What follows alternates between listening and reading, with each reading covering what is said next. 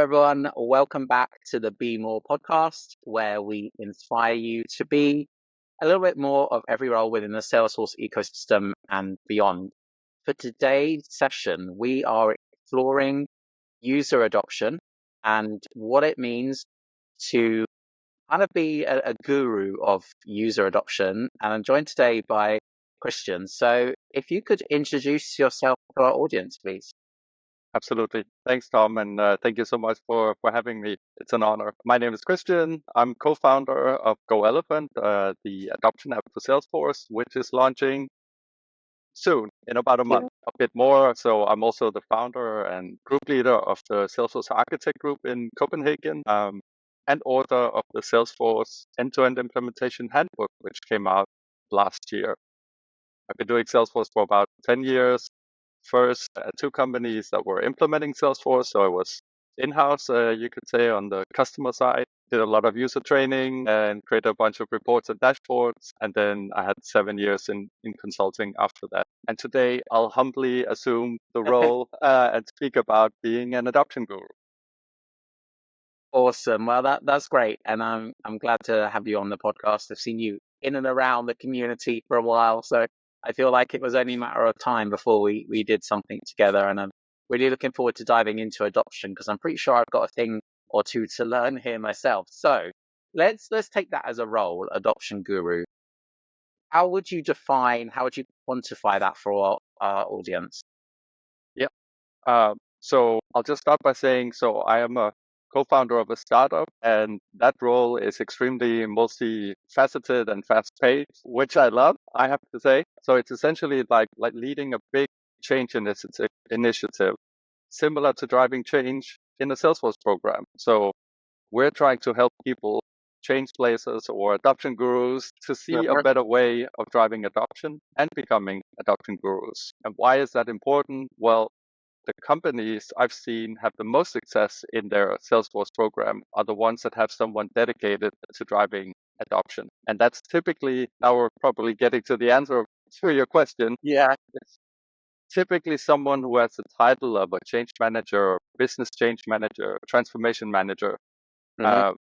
But driving adoption could also be someone else's responsibility, like the head of the Salesforce program, CX director, product owner, project manager, or the awesome business analysts out there that are also engaging with users and the business, so to say, on a daily. Yeah.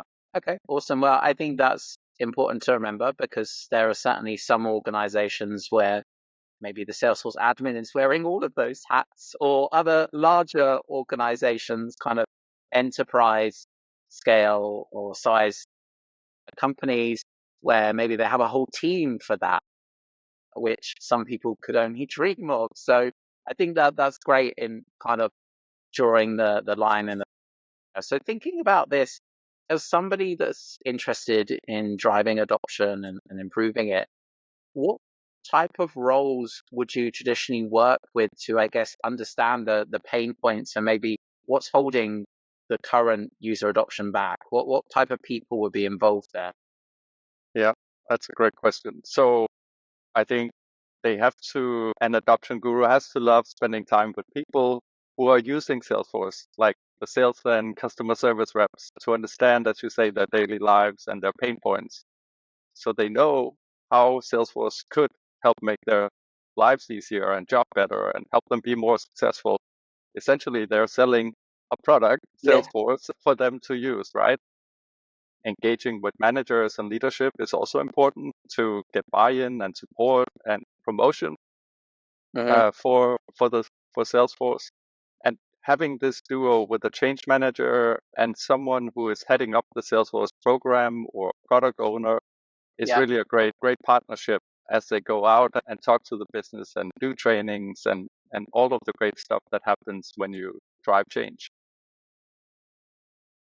Maybe one other thought is, we talk a lot about shifting left in development methodologies, like clarify requirements, talk to users before, define test cases, and so on before starting building stuff, right? So we make sure we're building the right it and so on. And I think the same should be done for assessing the scale of change of whatever the new feature or project will introduce for the end users, right? And the bigger the change, the bigger the ongoing effort to drive that adoption. So in a sense, the change manager should also be involved with the development team to some extent, right?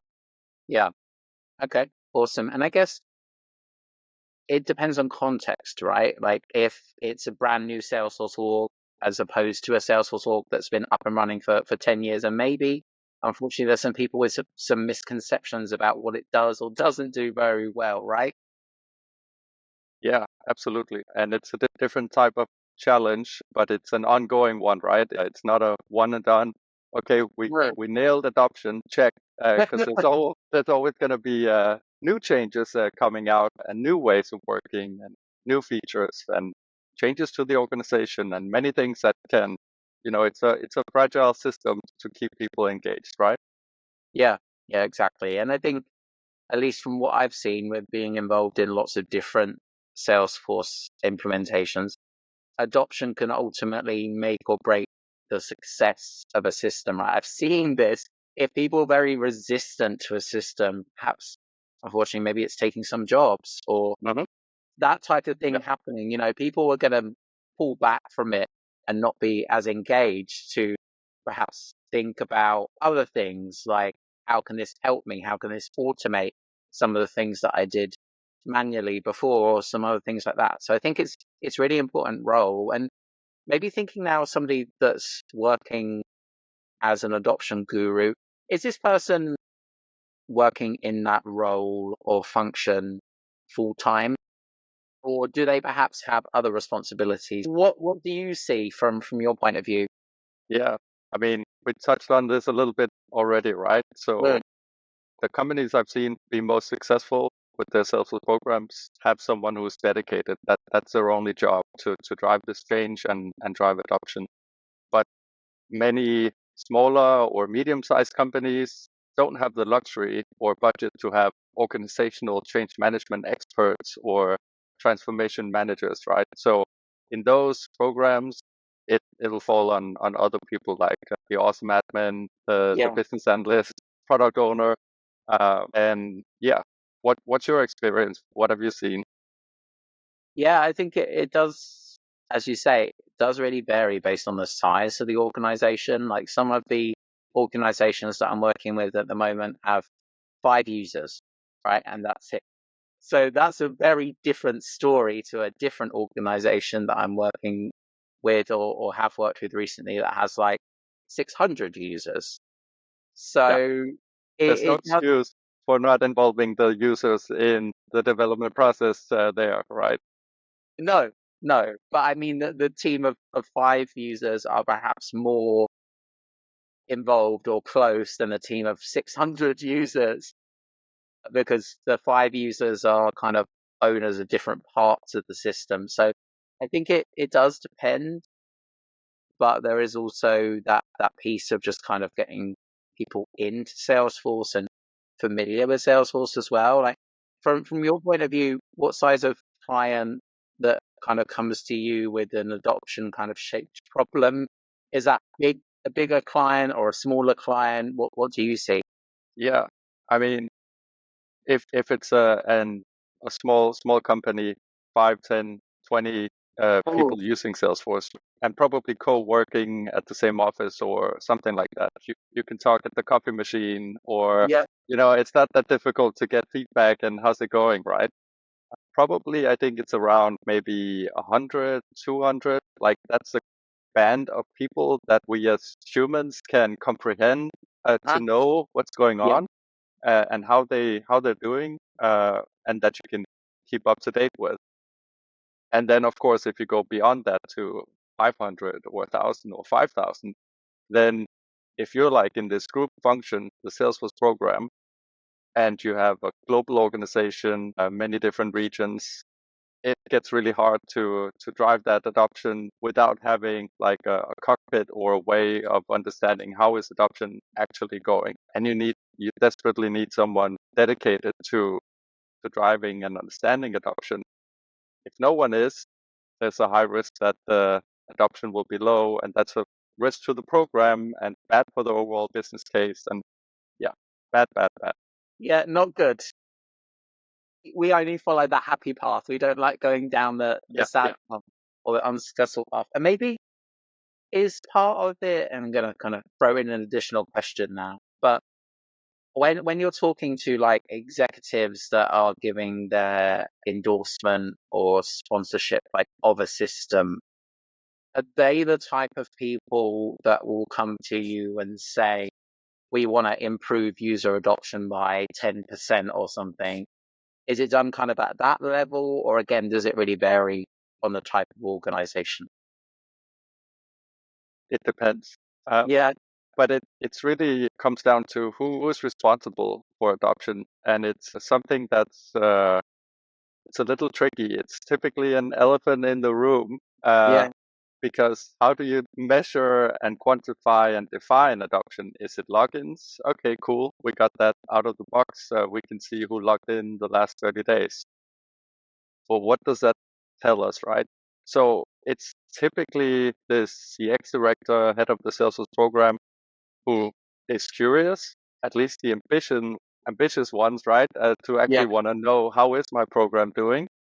yeah, Uh, beyond being able to say what are the new releases coming out, to talk about that in the steerco. And the change manager, if there is one, yeah, is definitely the one who is like, okay, I need to be able to understand how it's going so I can prioritize what to do. yeah. Okay, awesome. And I can definitely hear that you've been in consultancy, maybe for a little bit too long, because the traditional answer, it depends, came out straight away. I get it. I'm on It a does. detox. I'm on a detox. So yeah, Yeah, yeah. Maybe we're gonna fine you $1 each time you say it depends. We'll deal. we'll we'll see. Yeah. Okay. So now thinking about this, somebody that's listening to this and perhaps they're inspired to try it out themselves, like to become an adoption guru. What tips, advice would you give to that person? Like, are there any particular things that helped you get started? Like, you've mentioned the elephant in the room already, but how did you realize there was an elephant in the room to start off with, right? Yeah, yeah. Okay, so maybe that one first, and then the advice bit after. So I realized it by seeing in consulting and before that at companies that were using Salesforce that it's done in many different ways, defining and measuring adoption. So, and I thought, okay, there must be a better way to holistically define what is adoption. Maybe it varies slightly, but there should be a common baseline that we can all agree on, that it should have something to do with logins, which is basic, fundamental, but it's a starting point, something around usage, but then critically, how do the users feel about the system? And that's typically often overlooked or not done very often, asking users how they feel about Salesforce. And if you don't have that, which is a big indicator of the resistance to change that you were talking about, right? Uh, Mm, how do you actually know what parts of the organization is struggling and need more or support, right? So yeah, so the advice for someone who wants to embark on this exciting journey would be, your time is limited and scarce. So it's so important that the efforts that you choose to do to drive adoption, whether it's going to a team and talking about what's holding you back and what are your struggles, what do you need more training, or manager enablement for that team or country. So you need to make sure what you do has the biggest impact. So to do that, you need to understand, how is adoption going across the organization? How does it vary? So you can start where you have the biggest problem and the biggest potential for improvement, right? yeah, yeah. Um, I think another key point is to look at adoption holistically, right? So it's beyond logins, and we talked a little bit about this. So the key point would be, get feedback and do it regularly, depending on where your company is on its journey. I recommend at least quarterly, but tune it into how often you make changes on Salesforce, right? Mm. And Okay. the activities you're doing to drive adoption. So yeah, start where you are, use what you have, do what you can, is the motto I really enjoy. And yeah, it's a journey, it's not a one-off activity. So keep growing. Mm. Okay, awesome. And what type of tools or features do Salesforce do that can help you address some of those challenges or to gather feedback from your users, for example? What have you seen that works elsewhere? Yeah. Um, so I think there is some things that Salesforce has out of the box, and then there's stuff you can do which isn't on the platform, but it doesn't really matter what tool you're using. It's about, are you getting the help and insights you need to be able to drive adoption, right? So I think if it's a small company, few users, talk to people. That's the easiest part, right? Yeah. Uh, uh, Maybe use Salesforce Labs adoption dashboards, which is free. It tells you who logged in the last 30 days. So if you're a smaller company, I think those two are fine.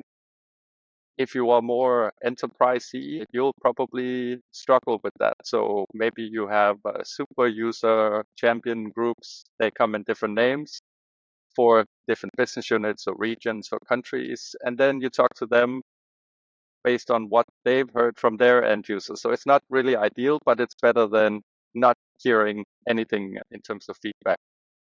Or you could do SurveyMonkey surveys that you prepare, questions, send out, look at that. That's sort of the options that you have available at the moment. But curious to see if you've heard other stuff. Of course, you can build your own dashboards to see some activities that are being done by different teams. Yeah, I think from my own experience, just to kind of add to that, Salesforce Labs, I think they have that clean your room dashboard as well, which is certainly good for potentially maybe this isn't the right behavior that we want to encourage, but pulling up sales reps that need to clean up their opportunities or update their deals. I think other things that I've seen that have worked quite well is the use of in-app guidance when it comes to describing particular business processes. It can be something like, oh, we've just introduced an email opt-out field and what that means, and that can open up on the record that the field has been added to. Or it can also be as fully fledged as a step-by-step. This is how to create a lead. This is what you put in the lead source. This is what you put in the email address box. This is why it's required. So have you seen that in a couple of places? I certainly have. Yeah, I mean, I'm a big fan of those apps like WalkMe, Spec-It. There are a couple others, and yeah, big fan. So if your company has it or is looking for something like that for the execution part to enable the user in the context of what they're doing, I think those are absolutely great.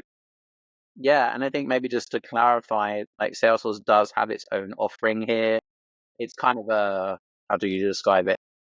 Premium model where you get a certain amount with the licenses, and if you want more, then you need particular licenses to do that. Like you only get a certain number of walkthroughs or prompts. But I think apologies for anybody that's ever worked in an org where I've been. You've probably got a video that comes up with my voice and maybe not my face, but definitely my voice that will come up when you're creating content to tell you what to do and how to do it. I think that's really effective because it's then like tailored to their business process as well, Yeah.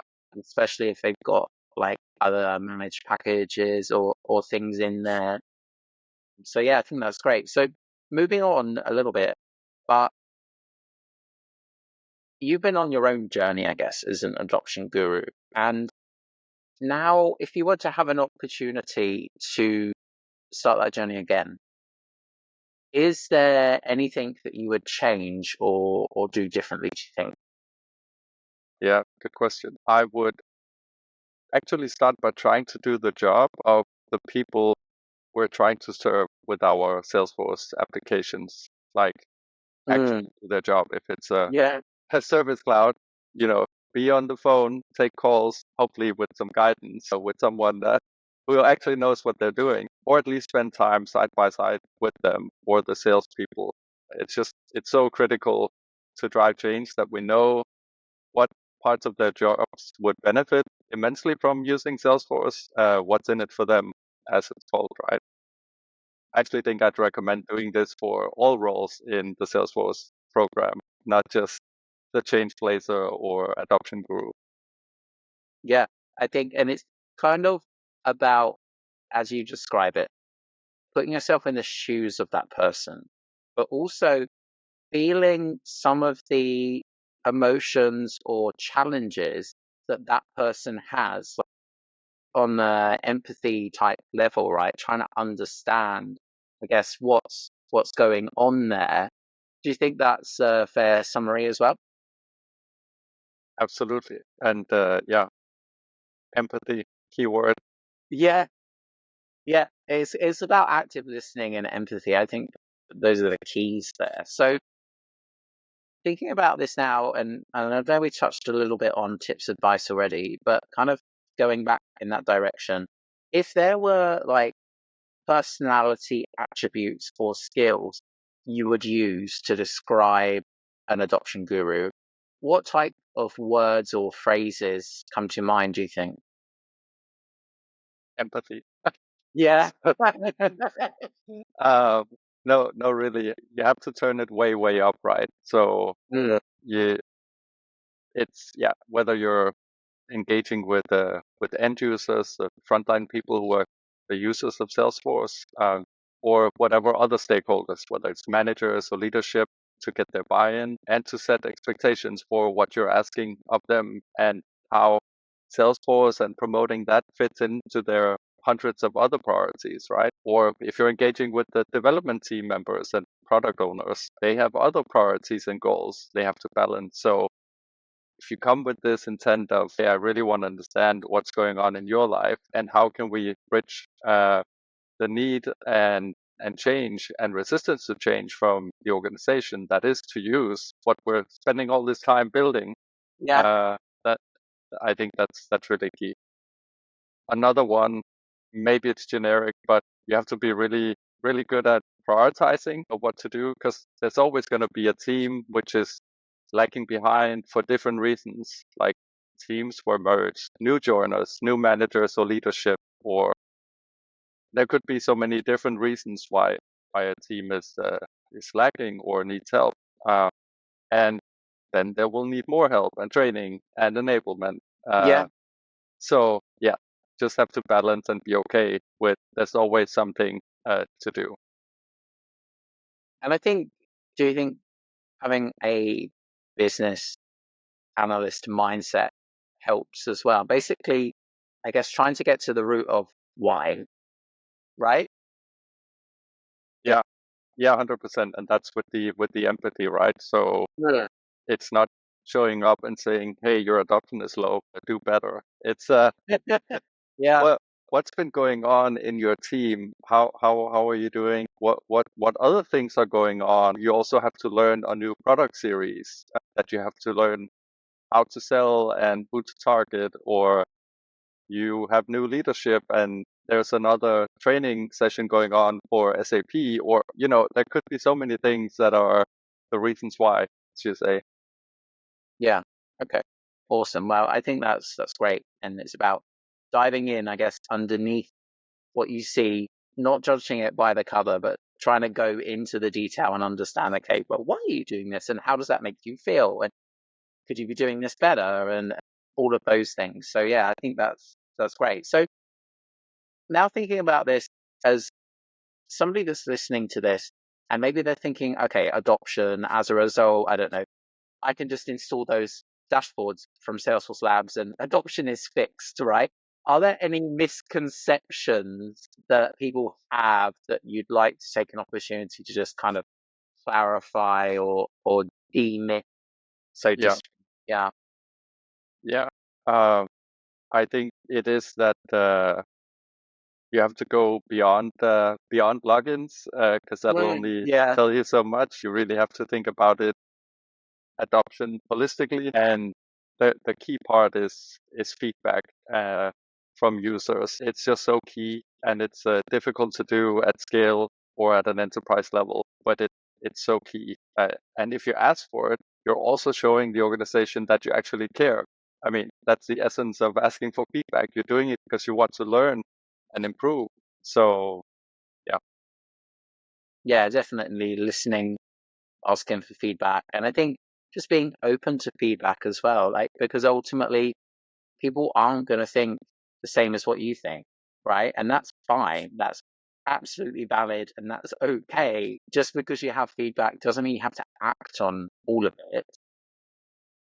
I guess it's down to you to decide which feedback, and we touched on this a little bit already about prioritization. Do you prioritize first?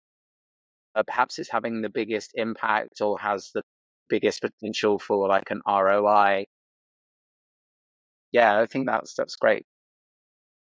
Okay, so we are kind of bringing the session towards a close for today, but before we do go, how can people connect with you? And are there particular pieces of content or resources that have helped you that you think might help others in this space as well? Ooh, do I get the brownie points if I say the Be More podcast? Yeah, yeah. Unfortunately, there are only virtual brownie points, so Okay. you have to make do with those. All right. Yeah. So I'm mostly active on LinkedIn. So follow, connect. I love to hear people's stories and their journeys. And if I can be helpful in any way, I'm Mm. always there, just a message away. Content that's helped me. So it's another podcast. I wouldn't say it's competing as such, but it's a Lenny's podcast. So it's more generic around product management. But I think the whole product management mindset, which started many years ago, and then Marty Kagan made it into a thing. And I think the Salesforce ecosystem could learn a lot from it, that we consider our users as our customers of our products, which are the Salesforce solutions that we build, and getting this feedback. So Lenny's podcast, together with Be More, would be my recommendation. Okay. Well, I'm Yeah, glad there was no bribery there for you to say the Be More podcast. So I'm glad of that. And yeah, people can reach out to you. They can find you on LinkedIn and connect to discuss more. So that's great. Well, thanks again for your time today. And hopefully we inspire some more adoption gurus of our own within the Salesforce ecosystem and kind of, I guess, demyth some of those things and make systems better for and I love what you just said, for our customers, which in this case, they're the users, right? They're your customers. absolutely. I think you're serving them, right? Yeah. Absolutely. Okay. Awesome. Well, thanks again for your time today.